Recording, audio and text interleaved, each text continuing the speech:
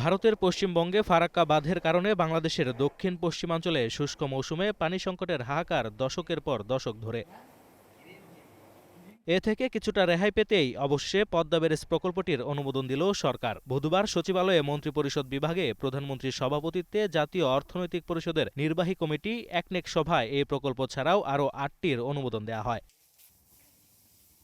চলতি অর্থবছরের ১১তম এবং বিএনপি সরকারের তৃতীয় একনেক বৈঠকে দেশের অবকাঠামো ও আর্থসামাজিক উন্নয়নের লক্ষ্যে নতুন সংশোধিত মিলিয়ে ১৬টি প্রকল্প উত্থাপিত হয়।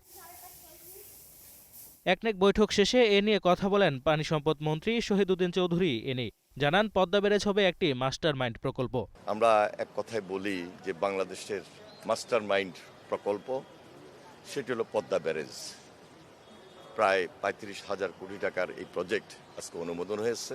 পদ্মা ব্যারেজ প্রকল্প বাস্তবায়ন হলে দেশের ২৪টি জেলার প্রায় ৭ কোটি মানুষ উপকৃত হবে উল্লেখ করে এর মধ্য দিয়ে দক্ষিণ পশ্চিমাঞ্চলের কৃষিতে ব্যাপক পরিবর্তন আসবে বলে জানান মন্ত্রী।